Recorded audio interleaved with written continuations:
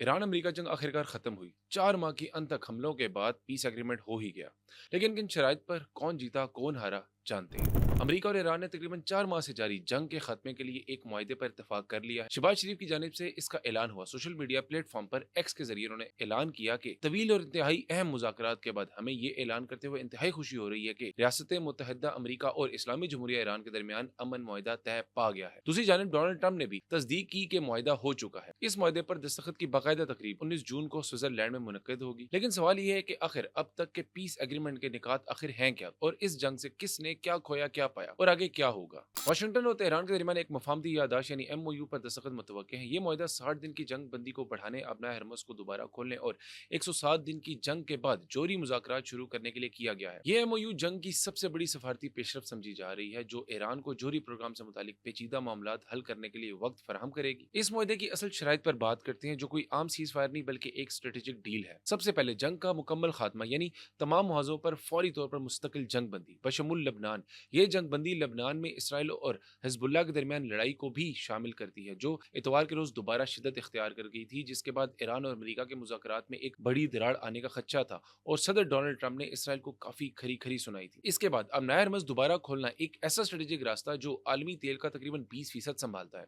Iran इसको दोबारा खोलेगा और अमेरिका अपनी बहरी नाकाबंदी खत्म करेगा। मजे का खेज बात है, क्योंकि जंग से पहले ना तो अब नया हरमस बंद थी और ना ही अमेरिका का बहरी नाकाबंदी कभी वहां पर मौजूद थी। ये सब जंग के पेश नजर एक स्ट्रेटेजिक मूव थी। इसके अलावा मौशी डील, जिसमें अमेरिका मुमकिन तौर पर ईरान पर पाबंदियों में नरमी करेगा। ईरान पर से सैंक्शंस अगर मुकम्मल तौर पर ना भी हटे, तब भी इनमें नरमी भी ईरान के लिए मुआशी राह हमवार कर सकती है। इसके अलावा ईरान के तकरीबन 25 अरब डॉलर के मंजमद असासे वापस करने पर भी गौर होगा। अगर ऐसा होता है तो ईरान की मीशत को एक बूस्ट मिलेगा। ये वो मुंजमद रकम है जो अगर जंग ना होती तो शायद ईरान के लिए इसे हासिल करना नामुमकिन था, तो उसे ईरान के लिए विन विन सिचुएशन कह सकते हैं। इसके अलावा ईरान को अपना तेल बेचने की महदूद या आर्जी इजाजत भी मिल सकती है। इससे ईरान की आलमी सतह पर सियासी तन्हाई में कमी आएगी। और इसमें यह सबसे ज्यादा अहम निकात जिसकी वजह से ये जंग शुरू हुई थी, वो था ईरान का जोहरी प्रोग्राम, जो अब भी हल नहीं हुआ। इस अमन मुआहदे के मुताबिक 60 दिन इजाफी मुज़ाकरात होंगे, जिसमें यूरेनियम अफजूदगी यानी यूरेनियम इनरिचमेंट पर बातचीत होगी। हाईली इनरिच यूरेनियम के मुस्तकबिल का फैसला होगा। अगर अमेरिका ईरान के जोहरी प्रोग्राम को अगले 60 दिनों में मुकम्मल तौर पर खत्म नहीं करता, तो अमेरिका के लिए ये जंग एक फेलियर के अलावा कुछ भी नहीं होगी। तो अब सवाल यह है कि किसको फायदा हुआ। अगर ईरान की सूरत हाल देखें तो अब नया हरमस दोबारा खुलने से इक्तसादी दबाव कम होगा, मुमकिन तौर पर पाबंदियों में नरमी आने का इम्कान है, सियासी तनहाई में कमी होगी। जोहरी प्रोग्राम पर वक्ती फ्रीज मगर मुकम्मल खात्मा नहीं, यानी ईरान ने वजूद बरकरार रखते हुए बड़ा मुआशी रिलीफ हासिल किया। इससे अमेरिका को क्या फायदा हुआ। बरह रास्त जंग का खात्मा हुआ, आलमी तेल बुरान पर कंट्रोल, खित्ते में मुकम्मल फौजी दलदल से निकलने का मौका। लेकिन अमेरिका को नुकसान क्या हुआ। ईरान को बड़ी रियायतें देनी पड़ी, जोहरी मसला हल नहीं हुआ, सिर्फ 60 दिन टाला गया। ईरान अब भी अपना यूरेनियम स्टॉक रखता है, मगर जुजवी तौर पर। मशरक़ वस्ता में मुकम्मल स्ट्रेटेजिक कंट्रोल हासिल नहीं हो सका, जो पहले था शायद वो भी हाथों से गया।